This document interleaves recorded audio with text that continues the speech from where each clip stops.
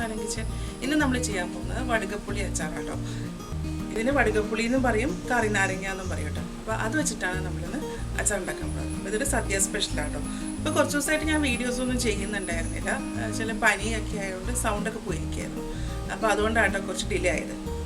അപ്പോൾ നമുക്ക് അച്ചാർ ഉണ്ടാക്കാം. ഇതാട്ടോ, ഇതിനായിട്ട് ഞാൻ വടുകപ്പുളി എടുത്തിട്ടുണ്ട്, അല്ലെങ്കിൽ കറി നാരങ്ങ. ഇത് 350 ഗ്രാം ഉണ്ട്. ഇത് ഞാൻ തൊലിയോട് കൂടിയിട്ടാട്ടോ ഉണ്ടാക്കുന്നത്. ഇത് കഴുകിയതിന് ശേഷം ചെറിയ കഷ്ണങ്ങളായിട്ട് മുറിക്കാം. ഇതിനെ ചെറിയ കഷ്ണങ്ങളായിട്ട് അരിഞ്ഞിട്ടുണ്ട്. ഇതുപോലെയുള്ള ചെറിയ പീസായിട്ടാണ് അരിഞ്ഞേക്കുന്നത്. ഇതിൽ കുരു ഉണ്ടെങ്കിൽ അതൊക്കെ ഒന്ന് മാറ്റിക്കോളൂ കേട്ടോ.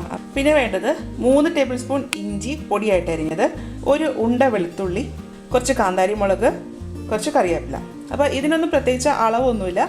ഇത് എത്ര കിടക്കുന്നോ അത്രയും നമുക്ക് അച്ചാറിന് നല്ല ടേസ്റ്റ് ആയിരിക്കും കേട്ടോ. നമ്മൾ ഈ അച്ചാർ ഉണ്ടാക്കുന്നത് വെള്ള കളറിലാണ്. അതുകൊണ്ട് നമ്മൾ ഇതിൻ്റെ അകത്ത് എരിവിന് ആവശ്യമുള്ള കാന്താരി മുളക് എടുക്കണം.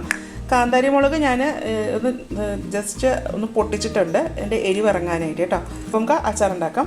അച്ചാർ ഉണ്ടാക്കാനായിട്ട് പാത്രം ചൂടാക്കിയതിന് ശേഷം ഇതിലേക്ക് ഒരു 4 ടേബിൾ സ്പൂൺ നല്ലെണ്ണ ഒഴിക്കാം. അപ്പോൾ ഈ അച്ചാർ ഉണ്ടാക്കാൻ വേണ്ടിയിട്ട് നല്ലെണ്ണ തന്നെയാട്ടോ ടേസ്റ്റ്. വെളിച്ചെണ്ണയിലൊക്കെ ഉണ്ടാക്കുകയാണെന്നുണ്ടെങ്കിൽ ഈ അച്ചാർ പെട്ടെന്ന് തന്നെ ചീത്തയായി പോകും. എണ്ണ ചൂടായ ശേഷം ഇതിലേക്ക് 1 ടീസ്പൂൺ കടുക് പൊട്ടിക്കഴിയുമ്പോൾ 2 വറ്റൽമുളക്, വെളുത്തുള്ളി, ഇഞ്ചി, കാന്താരി മുളക് ഇല്ലെങ്കിൽ പച്ചമുളക് ചേർത്താലും മതി. ഇനി ഇതെല്ലാം നന്നായിട്ട് എണ്ണയിൽ മൂപ്പിക്കണം.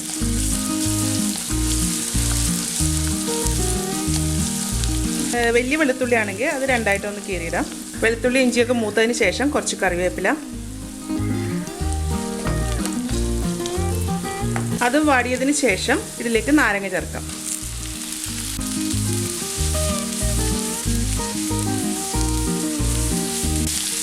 ഇതിലേക്ക് കുറച്ച് കല്ലുപ്പ്.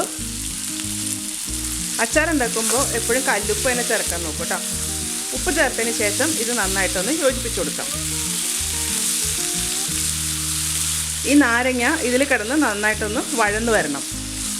ഇതാ ഇപ്പോൾ ഈ നാരങ്ങയ്ക്കകത്തുനിന്ന് ഇതിൻ്റെ നീരൊക്കെ ഇറങ്ങി തുടങ്ങി. നാരങ്ങയുടെ തൊണ്ടും ഇതിൻ്റെ അകത്ത് കിടന്നിട്ട് ഒന്ന് വേഗണം കേട്ടോ. എന്നുവെച്ചാൽ ഇത് കുറച്ച് കട്ടി, നമ്മൾ സാധാരണ ചെറുനാരങ്ങ പോലെ കട്ടി കുറവൊന്നുമല്ല, ഇതിന് നല്ല കട്ടിയാണ്. പിന്നെ ഇത് ചുമപ്പ് കളറിലാണ് നമുക്കിത് ഉണ്ടാക്കേണ്ടതെന്നുണ്ടെങ്കിൽ, ഇപ്പോൾ ഇതിപ്പം ഞാൻ വെള്ള കളറിലാണ് ഈ കറി ഉണ്ടാക്കുന്നത്. നമുക്ക് ചുമപ്പ് കളറാണ് വേണ്ടതെന്നുണ്ടെങ്കിൽ ഇതിലേക്ക് കുറച്ച് മുളക് പൊടി ചേർക്കാം കേട്ടോ. അപ്പോൾ കാന്താരി മുളകും വേണം. ഇപ്പോൾ കാന്താരി മുളക് ഇല്ലെങ്കിൽ പച്ചമുളക് ചേർത്താലും മതി. എൻ്റെ നാട്ടിലൊക്കെ ഓണസദ്യക്ക് വടുകപ്പുളി അച്ചാർ ഉണ്ടാക്കുന്നത് ഈ വെള്ള കളറിലാണ്. നാരങ്ങയുടെ തോട് വെന്തിട്ടുണ്ട്. ഇനി സ്റ്റൗവിൻ്റെ ഫ്ലെയിം ഒന്ന് കുറച്ചതിന് ശേഷം ഇതിലേക്ക് ഒരു 1/2 ടീസ്പൂൺ ഉലുവാപ്പൊടി, അതിനുശേഷം സ്റ്റൗ ഓഫ് ചെയ്യാം. ഇനി ഇതിലേക്ക് നമുക്ക് കുറച്ച് വിനാഗിരിയും കൂടെ ഒഴിക്കാം കേട്ടോ. അപ്പോൾ ഞാൻ ചേർക്കുന്നത് 1, 2, 4, 5, 6. അപ്പോൾ ഇതിലേക്ക് ഞാൻ 6 ടേബിൾ സ്പൂൺ വിനാഗിരിയാണ് ചേർത്തിരിക്കുന്നത്. അത് വിനാഗിരി ഒഴിക്കുമ്പോൾ സ്റ്റൗ ഓഫ് ചെയ്തതിന് ശേഷം വേണം ചേർക്കാനായിട്ട്. കൂടാതെ ഇതിലേക്ക് ഞാൻ കുറച്ച് കായപ്പൊടിയും കൂടി ചേർക്കുന്നുണ്ട്. ഇതിലേക്ക് ഒരു 1/2 ടീസ്പൂൺ കായപ്പൊടി ചേർത്തിട്ടുണ്ട്. ഇനി ഇത് യോജിപ്പിക്കാം. ഇത് ചൂടാറിയതിന് ശേഷം നമുക്കൊരു ഏതെങ്കിലും ഒരു കണ്ടെയ്നറിലോട്ട് മാറ്റി വെക്കാം. അപ്പോൾ അച്ചാർ ഉണ്ടാക്കുന്നത് എല്ലാവരും കണ്ടില്ലേ, നല്ല എളുപ്പമല്ലേ ഉണ്ടാക്കാനായിട്ട്. ശ്രദ്ധിക്കേണ്ടത് എന്താണെന്ന് വെച്ച് കഴിഞ്ഞാൽ, ആ നാരങ്ങ മുറിക്കുമ്പോൾ അതിൻ്റെ അകത്ത് കുരു ഉണ്ടെങ്കിൽ അത് മാറ്റാൻ നോക്കുക കേട്ടോ. ഈ കുരു മുറിഞ്ഞ കുരുവൊക്കെ കിടക്കുമ്പോഴത്തേക്കാണ് ഈ അച്ചാറിന് കുറച്ച് കയ്പ്പ് കൂടുതൽ വരുന്നത്. പിന്നെ പൊതുവേ ഈ നാരങ്ങയ്ക്ക് കുറച്ച് കയ്പ്പുണ്ടാവും. അപ്പോൾ നമ്മൾ അതുപോലെ നല്ല പഴുത്ത നാരങ്ങയെ എടുക്കാൻ നോക്കുക കേട്ടോ.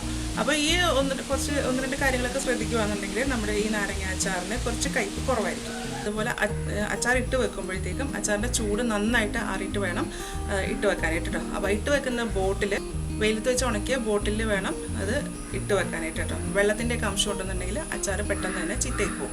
എന്നുവെച്ചാൽ പൂപ്പൽ പിടിക്കും അതിൻ്റെ മുകളിൽ. അപ്പോൾ നമ്മൾ ഇങ്ങനെ കുറച്ച് കാര്യങ്ങളൊക്കെ ശ്രദ്ധിക്കുകയാണെന്നുണ്ടെങ്കിൽ അച്ചാറും നമുക്ക് കുറേ നാളൊക്കെ കേടുകൂടാണ്ടൊക്കെ സൂക്ഷിക്കാൻ പറ്റും കേട്ടോ. അപ്പോൾ ഇതുപോലെ ഒന്ന് എല്ലാവരും ഒന്ന് ഉണ്ടാക്കി നോക്കൂ കേട്ടോ. ഉണ്ടാക്കി നോക്കിയിട്ട് ഇതിൻ്റെ അഭിപ്രായം എൻ്റെ കമൻറ്റ് ബോക്സിൽ.